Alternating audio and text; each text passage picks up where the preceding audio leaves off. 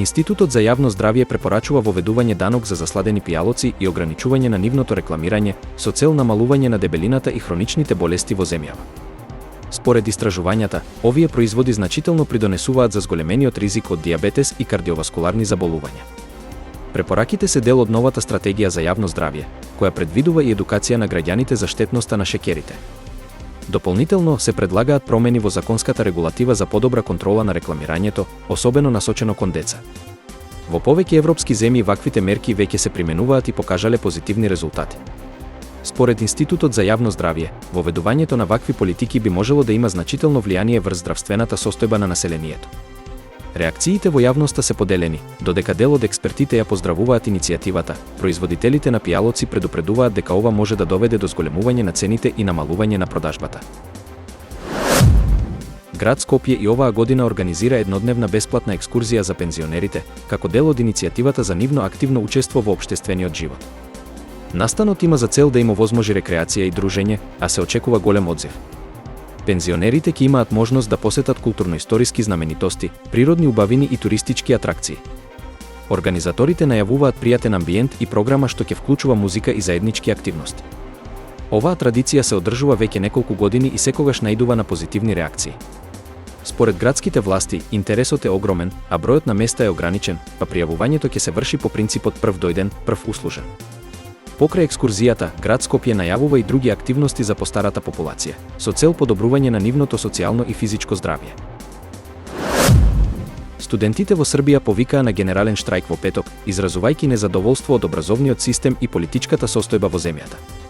Тие бараат подобрување на условите за студирање, транспарентност во управувањето со универзитетите и поголемо учество на младите во одлуките што ги засегаат.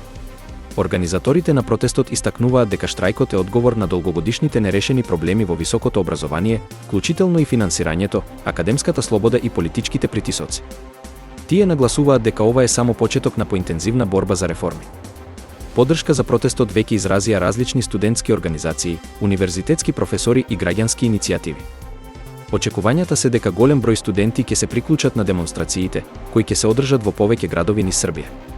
Српските власти засега немаат даден официјален одговор на најавениот штрајк, но според аналитичарите, овој бран на незадоволство може да отвори поширока дебата за состојбата во високото образование и правата на студентите.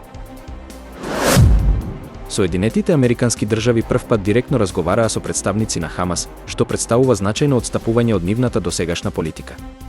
Разговорите се одржале во обид да се посредува во прекин на огнот и да се обезбеди ослободување на заложници.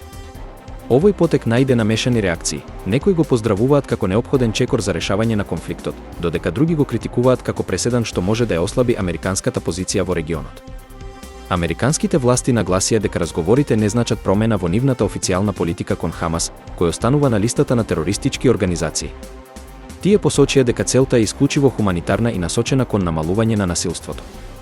Останува нејасно дали овие преговори ќе доведат до значителен напредок, но дипломатите предупредуваат дека ситуацијата е многу сложена и бара внимателен пристап. Компанијата Deutsche Post најави укинување на 8000 работни места како дел од планот за реорганизација и намалување на трошоците. Овој чекор доаѓа поради зголемените финансиски предизвици и падот на побарувачката за поштенски услуги. Според компанијата, најголем дел од кратењата ќе бидат во административниот сектор, додека доставата и логистиката ќе останат приоритет. Синдикатите остро реагираа, изразувајќи загриженост за судбината на вработените и најавувајќи можни протести. Deutsche Post веќе неколку години се соочува со промени на пазарот, вклучително зголемена конкуренција и дигитализација. Раководството тврди дека реструктурирањето е неопходно за долгорочна стабилност. Германската влада ја следи ситуацијата, но засега нема најави за директна интервенција. Аналитичарите очекуваат дека отпуштањата ќе имаат значително влијание врз вработеноста во секторот.